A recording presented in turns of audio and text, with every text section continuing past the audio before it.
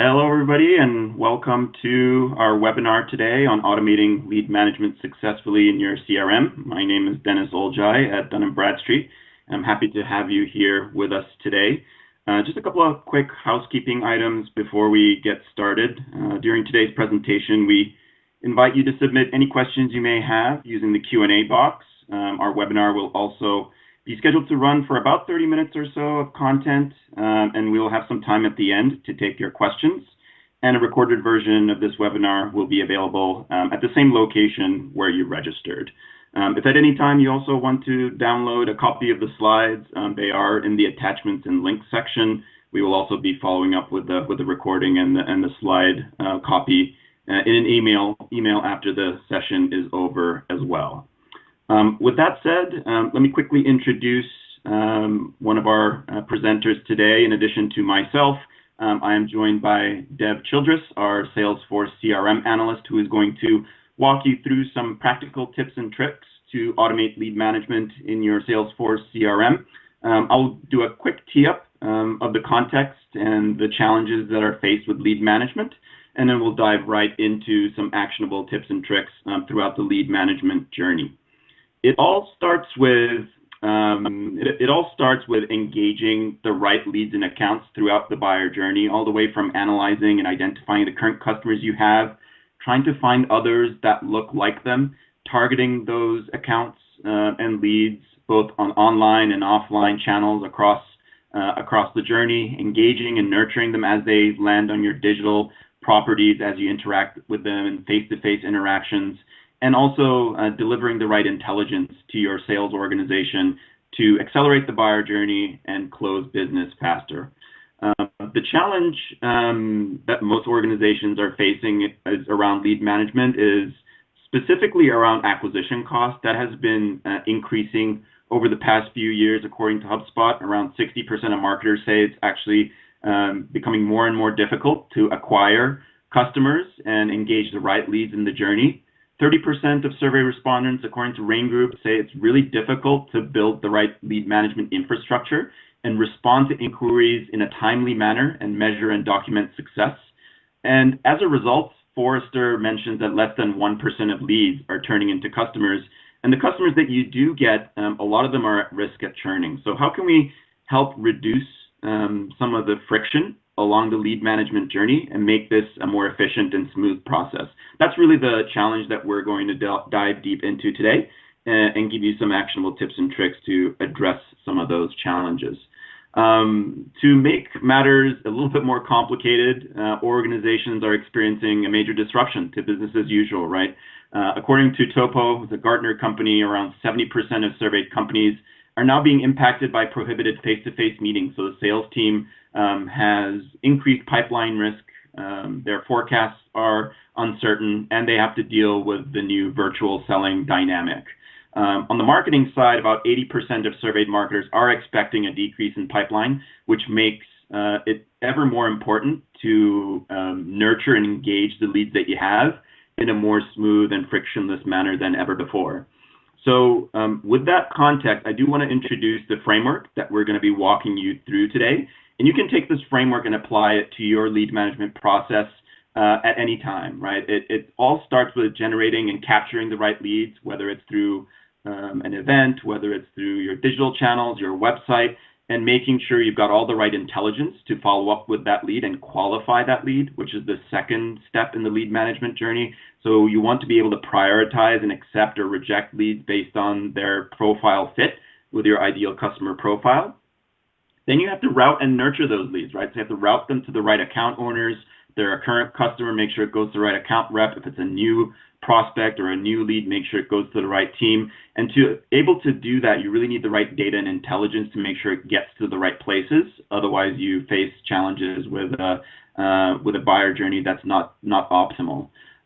Step 4 is converting that lead to a sale, right? So you have to give your sales organization the right intelligence, the right contacts, to bring into the buying committee the right talking points to make sure that they're accelerating that journey and bringing it to close. And ultimately, what gets measured gets managed. So we have to be able to measure and optimize this lead management journey to make sure that we're making continual improvements by measuring successes, measuring gaps. So this is the framework that we're going to be walking through today, and we're going to take you step by step, show you tips and tricks along the way. But before we get started, I do want to pass it over to Dev, who will walk you through some of the typical challenges that are faced within each phase, and then we'll walk through some examples. So I'll pass it over to you, Dev. Thanks, Dennis. I appreciate it.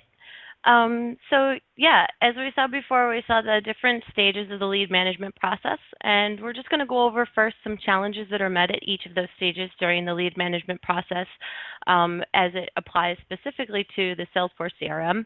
And then following that, we'll go over some best practices to address some of those challenges. So the first one we have is lead capture. And starting with lead capture, this stage in the lead management process in Salesforce, many orgs experience challenges at the data entry level. One of the biggest challenges at this level, which I'm sure so many of you are all too familiar with, is duplicate records, which can cause some immediate and obvious problems for sales and other internal teams who need to work promptly to meet customer needs. Duplicate records can also cause problems with downstream processes and reporting. Another challenge at this stage is capturing relevant data, making sure users and customers alike are providing and capturing the necessary data points for accurate lead routing and assignment. Capturing the right data in the beginning allows for a more efficient and informed correspondence between a sales rep and their leads. So the next stage and challenges that come with that stage, lead qualification. A lot of the challenges met in the lead qualification process for so many orgs is the time spent on verifying mode of communication or researching external data sources, then recording more data with internal records, or reconciling more data with internal records. The outcome is wasted time and resources or busy work for sales reps instead of them just being able to start the conversation with their leads. So the third stage we're moving to, lead nurturing, and the challenges met at the lead nurturing stage are primarily around lack of engagement and follow-up and not delivering the right message at the right time. Losing touch with a lead or missing out on a chance to engage a lead at a moment when one could hold their interest long enough for a productive exchange. Moving on to lead conversion. Some of the challenges met at this stage are primarily around ensuring lead conversion automation processes are in place to map unique values and merge company records properly. Failing to use a vetted conversion process as well as a single source of truth to cleanse and map values accordingly during lead conversion in Salesforce can cause more issues with duplicate account records, as well as causing malformed relationships between contact records and accounts. The outcome is confusion and more wasted time. And so the challenges met at the next stage and final stage, 5, measuring and optimizing. Some of these challenges are failing to, capture the right data points or failing to measure them and report on them, in a meaningful and digestible way. And this can lead to challenges for marketing to gain insights or for sales operations to gauge when, how, and where improvements in the lead sales process are needed. So now that we have some examples of the challenges that are faced at each of these stages during the lead management process, we'll go over some of the best practices that I've mapped out to meet some of the challenges that come with each of these stages in the lead management process. So starting with the lead generation and capture process, of course, you'll want to make sure that you have things set up properly using standard features in Salesforce for lead process management. So what you'll want to do before setting that stuff up is just make sure you're defining your sales or lead sales process before building it out in Salesforce. Include the lead stages in your process flow and define each stage with related activities and whether they're internal or external to Salesforce.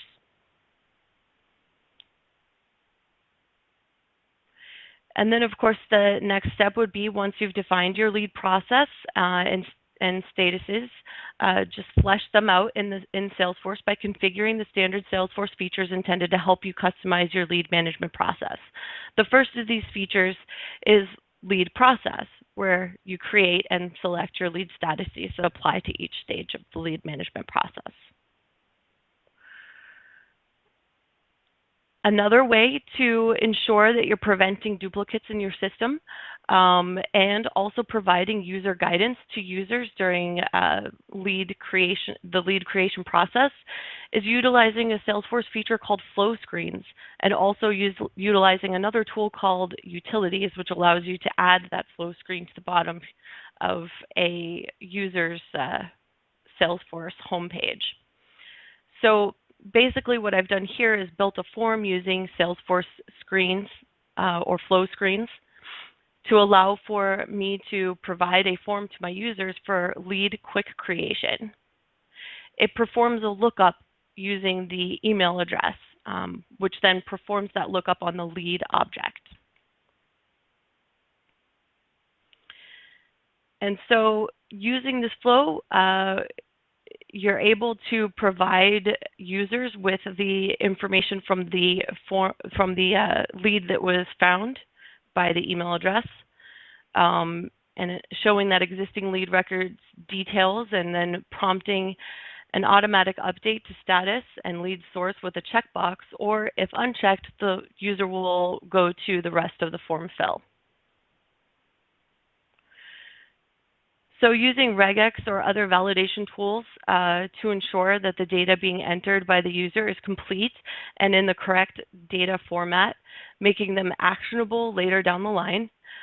Here I've entered a string of numbers for the phone and received an error.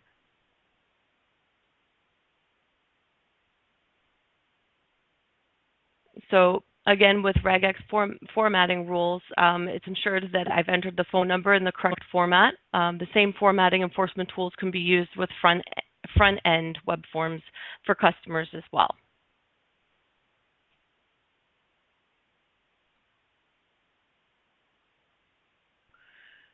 So the next part of helping to face some of the challenges with lead generation is preventing duplicate records. One suggestion for doing this is to use duplicate rules, which is a standard feature in Salesforce as of 2015. It will also, so it prevents duplicate record creation, or it could just alert users when they are creating a duplicate record in Salesforce. The duplicate rule that I've created in this particular instance is set up using lead first name, last name, and email as a means to form a match and then prevent a duplicate from being created.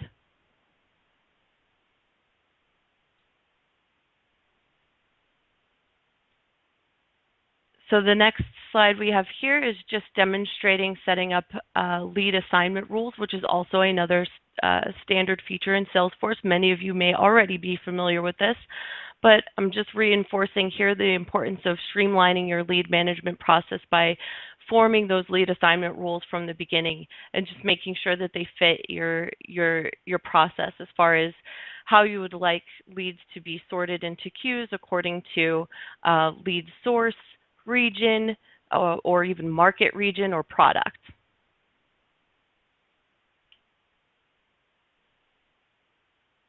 So moving on, here is an example of a queue that I've created. It's called Marlock Bot Sales. In this particular example, in my little organization's world, I've created a product called Marlock Bots, which is marketing warlock bots. We've just recently launched a website, and so I know that anything that comes in from that website or any lead that comes in with the lead source of web in a particular region should be funneled into this queue. So this is just showing an example of all the new leads that have been generated that follow this criteria being assigned to this queue for members of that sales team to then go in and assign to themselves.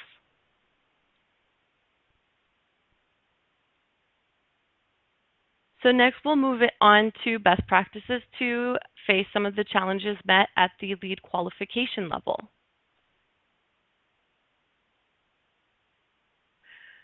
So Lead qualification can occur at any stage in the process for some organizations, but an important part of the initial qualification is taking advantage of integrated Salesforce tools that allow for automated record cleanse, enrichment, and even email and/or phone verification. Appended additional firmographics will be handy later in the process, and email verification of deliverability can help organize leads into silos for sales reps working on first touch points quickly and efficiently. So in this example, what I'm trying to demonstrate here is that there are portions of this where there's been appended business or firmographic information using an integrated D&B optimizer tool to enrich and append that data. And then there's the email and phone verification. This was all processed immediately on my lead record that was generated, and it was just off of the basic information captured on my lead quick creation form. So here's just an example of a lead just taking one of those, a sales rep taking one of those leads out of the queue and assigning it to themselves. And I'm just demonstrating here an automated process where the next steps based on the email verification status and on the filter criteria of this particular queue for an email list for Marlock bot sales, based on those criteria being met in that filter, now these leads are here in this list, ready for the first touch mass email to those leads.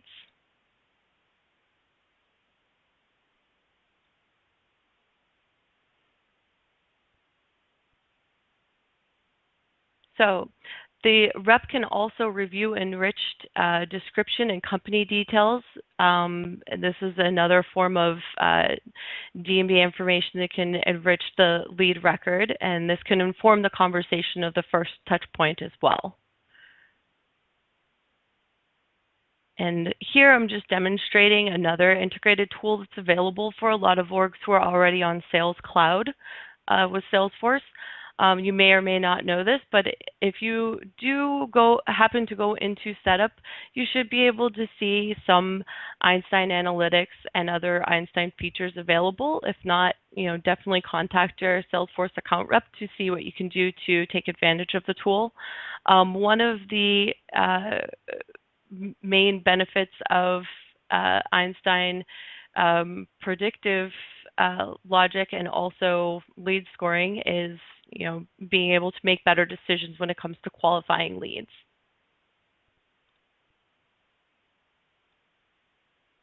So next, we're going to go over some best practices to meet some of the challenges that are met at the lead nurturing level. So now that my leads are siloed into either an email or a call list for sales reps, mass email functionality can be used to send the first touch point directly on the list view in leads. This is a standard Salesforce functionality. There are some daily limits that apply in terms of how many emails can be sent in mass from a list view on the leads object. But that functionality is standard and it should be available to most. And then this is just an example of another slightly newer functionality as far as Salesforce is concerned. I think this came out at some point last year. It's called Quick Texts. And it actually allows users to be able to create their own templated canned emails for them to be able to attach when they're sending mass emails out. So there are email templates that come standard with Salesforce that you can either create in setup, or you can allow your users the ability to create quick texts if they send out, email messages that are more tailored to their own communication style, and they send those on a more frequent basis.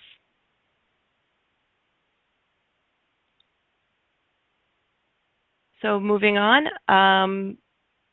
So I guess this is just to demonstrate now that I've sent out the first email touch point on all these leads, the lead status has gone from working, which is what they changed to when my sales reps assigned it to themselves from the original queue, to now it's in nurturing because I've sent out the first touch emails already to this entire list of leads. And then another demonstration of some automated processes you can put in place for your lead process. It's just showing here that I have 2 completed activities. One was for the review process, which happened at the working stage, and another is for the first touch.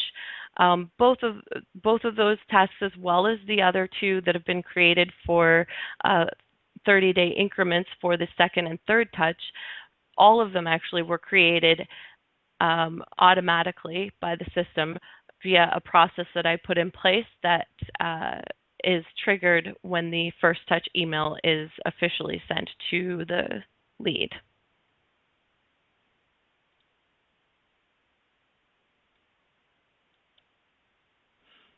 So this is the process builder I built that fires updates according to user performed actions or data imports or data inputs from other processes, whether they be integrated optimization processes or manually entered or selected. This is just an example of some built-in Salesforce feature that you can take advantage of in order to build out your automated processes with leads. And this is another example. This is Salesforce Visual Flows. This is in the Flow Builder where you can build out a more automated and detailed process around your lead management in Salesforce as well.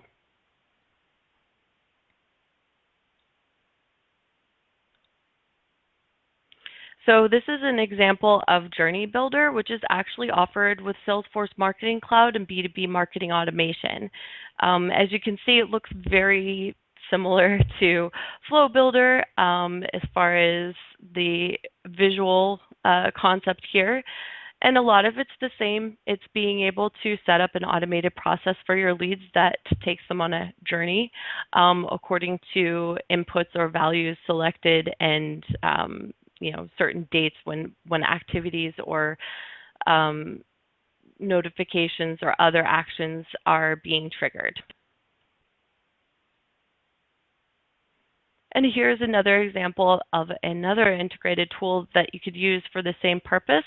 It's called Salesforce Pardot, which is also a B2B marketing automation platform. It works very similarly. And the only reason I bring up this and Salesforce Marketing Cloud is because they are paid options if you're looking for something that's maybe a little bit better at handling more complex lead management processes or campaign journey building processes without having to build it out yourself completely using the tools that are already at your disposal. So moving on from there, we have lead conversion and some examples of best practices at the lead conversion level to meet some of the challenges we have with that. So lead conversion mapping is a standard requirement when it comes to converting leads to accounts and contacts. I'm sure many of you are aware of this if you use Salesforce already. Mapping allows us to pull necessary data points from the leads to the accounts or contacts that are generated from that lead when they're converted. In this slide, I'm showing that I'm mapping the D&B DUNS number and lead to D&B values. Mapping these values ensures the further enrichment by integrated D&B tools will occur on the account level once the lead is converted. By mapping a unique ID associated with a single source of truth, I'm maintaining data integrity through the conversion process. The manual lead conversion process starts with clicking the convert button, as we all know, and then this, or changing it to the converted status and saving that status. This is just an example we're going through of showing the manual conversion process as it stands right now in Salesforce. The main point I wanted to make here is that during this lead management or manual lead conversion process, users can create a new account and they can create a new contact, or they can select existing accounts or an existing account or existing contact record to merge with the lead record at the conversion level. The caveat of this process being that this optional formatting for lookup before creating can sometimes lead to users generating duplicate accounts or duplicate contacts where they shouldn't. So as a solution to this, and it may or may not be difficult to see on this slide, I've actually created an Apex class that auto converts leads. And to trigger this, I've also created a checkbox. It's in I think the fourth field down on this page. So once I check this checkbox, the automated conversion process is started, and so once that process is started, it also triggers other flows to look up existing account and contact records and decide whether or not to merge this lead into those records according to whether or not they exist already, thereby preventing duplicates.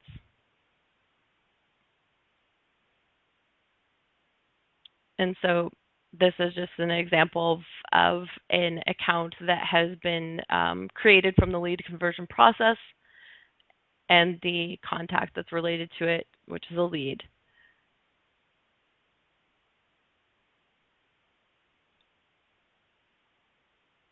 So this is also just another example of that same account which has been created, having been enriched by the integrated D&B tools because of the fact that I mapped some of those important unique identifiers that are specific to a single source of truth. So moving on from there, we have the final stage and some best practices for the measurement and optimization process. This may look standard to most who are already familiar with Salesforce. This is just an example of a standard lead pipeline dashboard. This is something that can be built out in Salesforce. The next slide is similar. This is a lead management funnel dashboard. So details around how to create this dashboard and the one before it are included in some of the links that I've provided in the helpful links and resources section of the slides. And next, I just wanted to also point out that the Einstein lead prediction scoring analytics that can be done as well, or reporting that can be created with that resource as well. Again, this is something that can be enabled in your org if you have Salesforce Sales Cloud.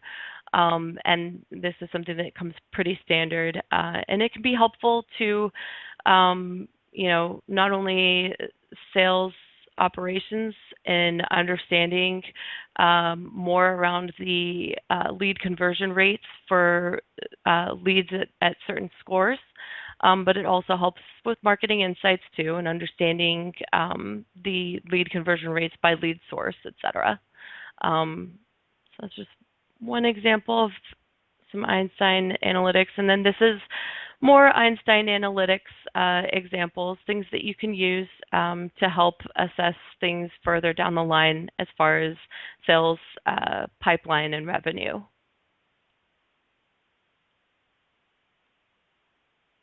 And then finally, this is a trending pipeline report that you can create in Einstein Analytics Studio based on accounts, region, and revenue. Einstein Analytics, again, can be enabled for orgs with Sales Cloud.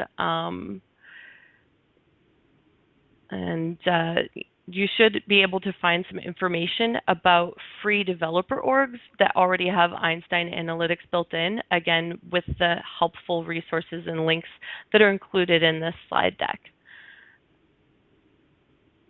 So that wraps it up for the best practices and challenges. I'm going to hand things back over to Dennis. Thank you very much, Deb. Thank you for that great, thorough walkthrough. Hopefully, our audience got great value out of that. Just to reiterate, Deb has put together a series of great resources to help you implement some of these tips and tricks in your own orgs. Be sure to download the slides to get access to those, and I'll quickly flip through them in just a little bit. Just wanted to sort of summarize at a high level, things that you can do to get started. I think it all starts with building an end-to-end lead management workflow. Make sure you revisit that. Organizations change, teams change, dynamics change, and sometimes those lead management flows get overlooked. And I think it's a good thing to exercise some sort of mapping exercise to go through some of those and make sure that you're reviewing it with your key stakeholders in sales and marketing, and just make sure it matches what's going on inside of your Salesforce instance. As we all know, not all leads are created equal. We certainly can help you with data to help you prioritize your leads for the sales team. But you can also use some of the out-of-box functionality that Dev covered in your Salesforce instance as well to help you make sure that you're prioritizing so that your sellers are focused on your best and most important leads. And again, finally, as we just covered, what gets measured gets managed. So we need to make sure that you have the right dashboards and reporting in place. You have all the right key stakeholders reconvening on a monthly or quarterly basis to make sure that you're revisiting and making sure that you're addressing any issues or gaps that you might have in your journey. So with that, I wanted to make sure that everyone's aware of some special offers that we have for our audience today. If you're looking for helping your sales teams get more efficient, have more informed conversations, make sure that they're accelerating the buyer journey, we are offering a free trial of Hoovers for everyone on the line today. Be sure to reach out to us if you are interested. And on the other side, if you're looking to make sure that you're enriching, optimizing, mapping the right data to your lead and account objects and contact objects inside of Salesforce, managing duplicates, we are also offering a free trial of our Optimizer for Salesforce embedded solution, which was showcased throughout in some of the screenshots throughout the presentation. So if you're interested, be sure to reach out to us. We love helping our customers make sure that they're optimizing their lead management funnel. I'll quickly flip through some of the resources that Dev has put together, again, available in the attachments and links. Lots of trailhead courses that help you dive a little bit more deeper into Sales Cloud and Einstein, duplicate management, also going over to some other free resources that are available on the App Exchange to help you build some dashboards. I'm not going to walk through all of these, but I just want to make sure that you're aware of all the great resources Dev has put together for you. Some free, some paid, again, depending on the complexity and the challenges you face, some will be valuable to you. And again, some best practices and guidance from Salesforce are also available here in this screen. And I've been seeing a lot of great questions come through. Please continue to share those with us. Deb's a resident expert here, so she'll be helping us address some of these. So I'm glad to see some of you submitting some of those questions. So with that, let's take them in order. Deb, we have one that came in quite early in the presentation. This person is asking, is the lead entry form that you showed at the beginning only on Lightning, or is it also available on Classic? So the lead entry form that I showed in the beginning is actually a custom form that I created using Salesforce Visual Flows, which is something that can be invoked either through the utility bar that we saw in Lightning, or it can also be accessible through a custom link that you create for a homepage for your users. Excellent, thank you. Next question here. Do you have documentation on how to ensure D&B is presented at the moment when the new account button is selected in the conversion screen? We have some issues ensuring this happens. Is the Apex trigger the only way to accomplish this? And that's an interesting question.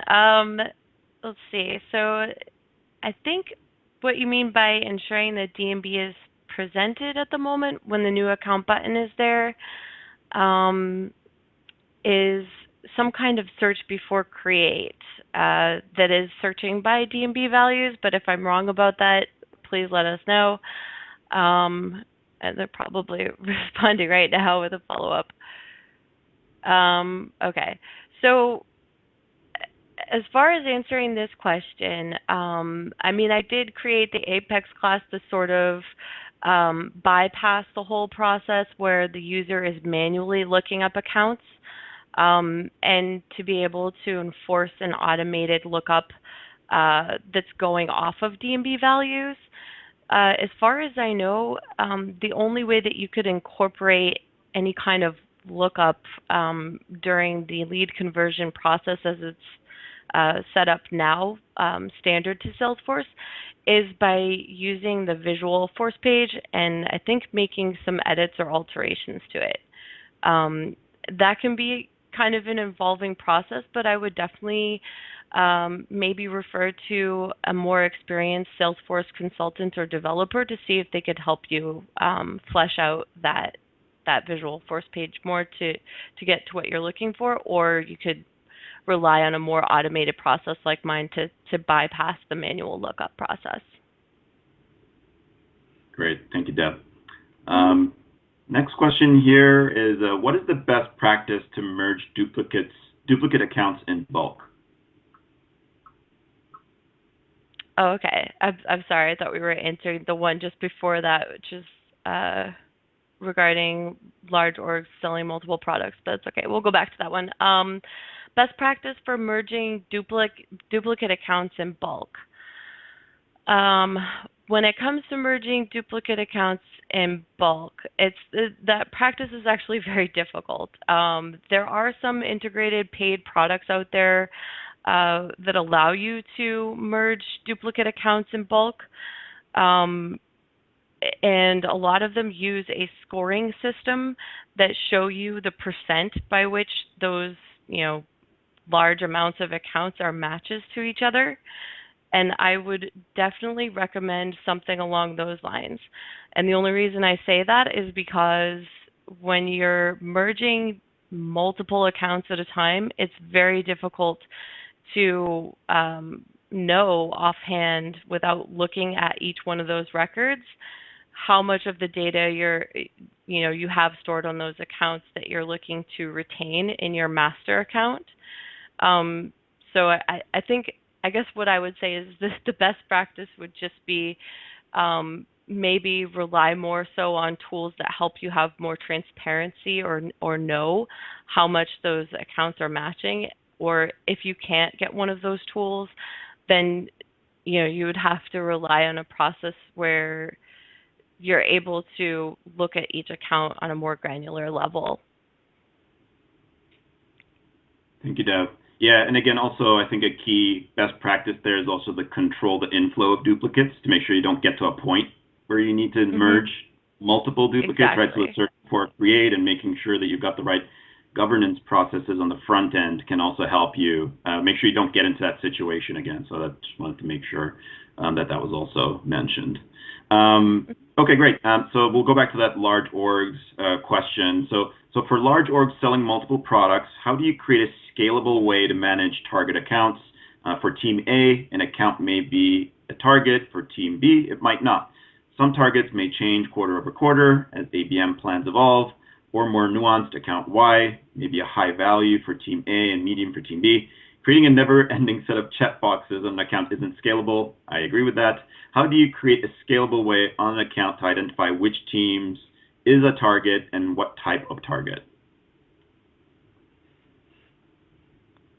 Yeah, so that's a really complex question, or at least it seems like it from the get-go. I'm just trying to think here of my experience. Some targets may change. I mean, it may come down to utilizing campaigns more. It sounds to me like maybe utilizing campaigns more, but in that case, I think I'm not 100% sure, but I think you would only be able to relate the contacts to that as members of those campaigns. I think utilizing campaigns or utilizing some system where you're actually using related records to those accounts to record keep or track the I guess engagement and whether or not they're applicable or of a certain level of value. So I mean I think it would come down to having some kind of custom object or using something similar to that of campaigns to relate to those account records to track this stuff. because I agree with you, it probably shouldn't be done with multiple checkboxes. But when it comes down to that, if we're looking at things that are more dynamic and not really static, you're then looking at things that require a new record for each instance where that information has changed, being related to the account record. Um, I'm more than happy to share more information about it when we have more time later, but that's my best advice that I can give to you now. Thank you, Tiff. Another question here. I think it might be a follow-up to one of the previous ones, but it's about conversion. So how can we make sure that new accounts can't be created during lead conversion? Oh, okay. So for that, if you set up a duplicate rule on the account level and make it based off of D&B dunce number, so long as you have a D&B dunce number on the lead level, and then you have D&B dunce numbers populated on the account level, then those duplicate rules would prevent that creation at the conversion level. Great, thank you, Dev. And again, the question says without D&B as well. So I mean, if you have another unique identifier there, you can also use that. Exactly. Yeah, exactly. So you just need some sort of unique key to make sure that you're not doing that. Okay. Mm-hmm. What should we do to have quality of inbound leads in the system? That's a general question, but I'll shoot that over to you, Dev, see if you have a guidance on that one. Sure. So my experience has just been making sure that you know, at the form level or the lead creation level, so whether it be in the front end or internally, just making sure you have more either user or customer guidance in terms of the, capturing those data points that you're looking to capture, so that you do have that quality data when you've created those leads in your org. A good example of something, a tool that I used at previous places of employment, is form assembly. That's an excellent tool in terms of its front-end capabilities of being able to create connector rules that will look up actual records in your org before generating those records from the web form. So that's just one example, but definitely relying more on form filling, giving your users or customers the exact fields that they need in order to capture the data that you need at the very beginning, at the record generation level, and then making sure you have your rules and your lookups in place to prevent duplicates from occurring. Thank you, Deb. I think we have time for a couple more questions here. If we can't answer them, we'll certainly follow up with you. I think we have a question on, can we get the documentation on the Apex trigger, or can we get a doc on Apex trigger? The question. So the Apex trigger that I used is actually something that is, I think it's available on some of the regular communication boards associated with Salesforce. It's a Apex class that just auto converts, and then the rest of the assignment or lookup is occurring through process builders and flows. I'm more than happy to share the link for where to locate the Apex class that I'm referring to, that also goes over how you can set up process builders to later adjust your account and contact information. Excellent. Yep. Thank you for that, Dev. Next question says, can you please explain the logic behind the setup of parent-child accounts? So the logic behind the setup of parent-child accounts. So I assume you mean the hierarchies in the accounts object, which is allowing orgs or customers who use Salesforce to set up their business hierarchies. So there's the parent account field on the account level, which is actually just a self-lookup relationship field. So it allows you to be able to create that link between an account that's considered maybe a branch or some kind of subsidiary of another account. Excellent. Thank you. Mm-hmm. So we'll take one more question. I think we're at time. So this next question says, most native Salesforce solutions match leads on domain, and as a result, many leads don't get associated with the right account or contact upon entry. So for instance, using Gmail or domain of a parent company or email domain. Is there a way to make more sophisticated matches? Okay, so let's see. Matching leads on domain. So you have a native solution already in Salesforce that's matching leads on domain. A more sophisticated method, but might be to utilize, I guess maybe the simplest form would be to utilize something that would allow you to enrich with that or enrich and append firmographic information that would allow you to have further match criteria to be able to create your rules that